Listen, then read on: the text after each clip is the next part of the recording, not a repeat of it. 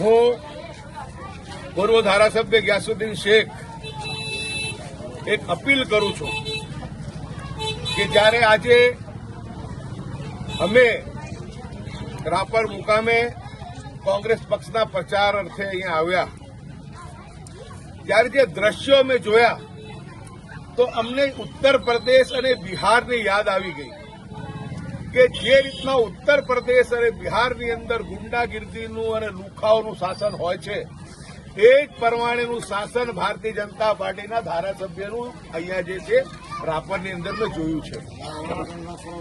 એટલે જે રીતની ગુંડાગીર્દી, જે રીતની લુખાગીરી અને લોકોને ડરાવવા અને ધમકાવવા અને લોકશાહીનું હનન કરવું, લોકશાહીની હત્યા કરવાના જે કિસ્સાઓ મેં સાંભળ્યા તો મને ઘણું દુઃખ થયું.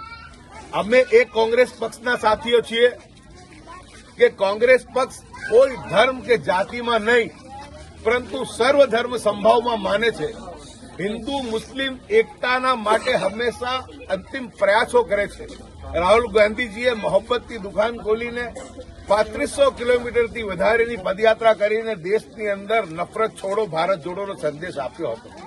જ્યારે 2014થી આ ભારતીય જનતા પાર્ટીનું શાસન જ્યારે દેશની અંદર આવ્યું એ પછી આપણે જોઈ રહ્યા છીએ કે જે રીતના હિન્દુ અને મુસ્લિમને લડાવવાના જે પેતરાઓ થાય છે, હિન્દુ મુસ્લિમ બે એક રથના પૈડા સમાન છે. હિન્દુ સમાજ મુસ્લિમ સમાજનો મોટા ભાઈ સમાન છે.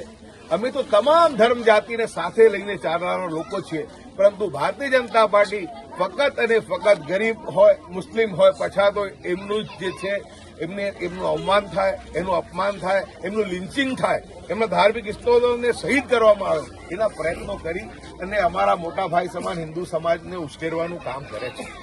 પરંતુ મારે દુઃખ સાથે કહેવું પડે કે જ્યારે એક તરફ જૂનાગઢની તમામ દરગાહો શહીદ કરવામાં આવતી હોય, બેટ દ્વારકાના તમામ ડિમોલિશન થતા હોય, રોજ એક મસ્જિદ શહીદ થતી હોય, મોબ લિન્ચિંગ થતી હોય અને એવા સમયની અંદર બી કહેવાતા મુસ્લિમ સમાજના ધર્મગુરુ જે બનાવગીર બાવા જેમને હું કહીશ, બનાવટી લોકો એ ભારતીય જનતા પાર્ટીના ઉમેદવાર બને અને કેસરી ખેસ ધારણ કરીને ફરે. હું માનું છું કે એનાથી શરમજનક ઘટના બીજી કોઈ હોઈ શકે નહીં. જ્યારે મેં જોયું કે કહેવાતા ધર્મગુરુ એ ખેસ નાખીને ભાજપના ઉમેદવાર બનીને ફરી રહ્યા છે. તમે કઈ રીતના ધર્મગુરુ છો? તમે કેવા ધર્મગુરુ છો કે જે ભારતીય જનતા પાર્ટી રોજ પૈગંબર સાહેબની અવમાનના કરતી હોય, એમનું અપમાન કરતી હોય, રોજ અનેકો મજારો શહીદ કરતી હોય, રોજ મસ્જિદ શહીદ કરતી હોય, મુસ્લિમ સમાજનું લિન્ચિંગ કરવાનું કામ કરતી હોય અને અમારા મોટા ભાઈ સમાન હિન્દુ સમાજ સાથે એમને લડાવવાના પેતરા કરતી હોય એ ભારતીય જનતા પાર્ટીના ઉમેદવાર તમે કઈ રીતના બની શકો? અને પછી પોતે તમે ધર્મગુરુ માથે ટોપી નાખીને ઉમેદવાર ફરી રહ્યા છે.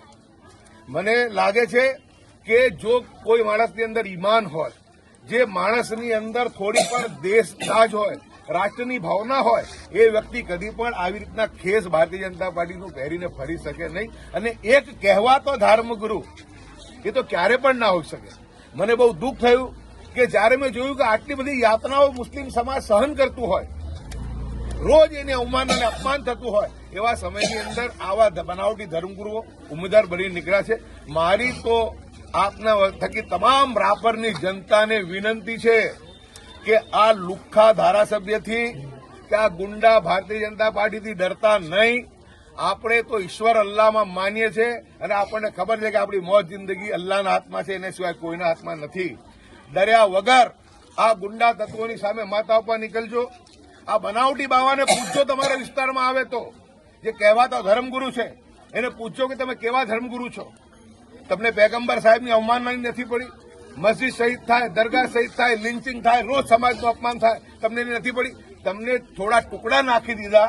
થોડા ટુકડા માટે તમે તમારી જાત વેચીને ભારતીય જનતા પાર્ટીના ગુલામ બન્યા છો અને ભારતીય જનતા પાર્ટીની ભડવાગીરી કરી રહ્યા છો. તમને અલ્લાહ પણ માફ કરવાનો નથી.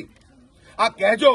અને મારી તમામ અહીંની રાપરની જનતાને વિનંતી છે કે 16મી તારીખે નિર્ભય રીતે ઈશ્વર અલ્લાહ પર ભરોસો રાખી તમામ હિન્દુ મુસ્લિમ ભેગા મળીને તમામ સેક્યુલર લોકો, તમામ રાષ્ટ્રવાદી લોકો જે દેશને એક રાખવા માંગે છે, હિન્દુ મુસ્લિમ સાથે રહેવા માંગે છે, એ તમામ લોકો આપણે બધા નીકળીએ. ગરીબો નીકળે, દલિત ભાઈઓ નીકળે, પછાતો નીકળે, આપણા ઉચ્ચ જ્ઞાતિના ભાઈઓ છે એ પણ નીકળે. આ કોંગ્રેસ સૌની પાર્ટી છે, સૌના માટેની છે.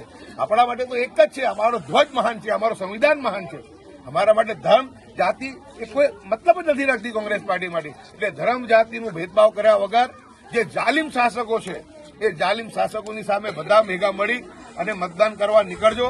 અને ખાસ કરીને આપને વિનંતી કરું છું કે જે કહેવાતા ધર્મગુરુ, જે બનાવગીર બાવા જે ફરી રહ્યા છે, એમને એવો સબક શીખાડજો કે આવનારા દિવસો એમની પેઢી પણ યાદ રાખે કે સમાજ જોડે દ્રોહ કરનારો, સમાજ જોડે ગદ્દારી કરનારો, પૈગંબર સાહેબની અપમાન કરનારી પાર્ટીનો ઉમેદવાર બનનારો, રોજ મસ્જિદ અને દરગાહ શહીદ કરનારાનો ઉમેદવાર બનનારો અને એમના માટે ભીખ માંગવા નીકળ્યો છે થોડાક ટુકડાઓમાં, થોડા પૈસાની લાલચમાં. એવા માણસને એવો સબક શીખાડો કે આવનારા દિવસની અંદર સમાજની અંદર આવી કોઈ ગદ્દારી ના કરી શકે, આવો કોઈ દ્રોહ ના કરી શકે. અને આપણે બધા ભેગા મળીને આપણી એકતા, આપણો ભાઈચારો, આપણો રાષ્ટ્રવાદ, આપણી જે સદભાવનાની વાત છે, જે આપણી એકતાની વાત છે, સર્વધર્મ સંભાળની વાત છે, એને આપણે મજબૂત કરીએ. અને ઘણા વર્ષો પછી એવું લાગે છે કે જે રીતના મહેનત થઈ છે, જરૂરથી આ વખતે જે છે રાપરની અંદર કોંગ્રેસનું બોર્ડ બનશે અને અમારા તમામ ઉમેદવારો જે છે એ જીતવાના છે.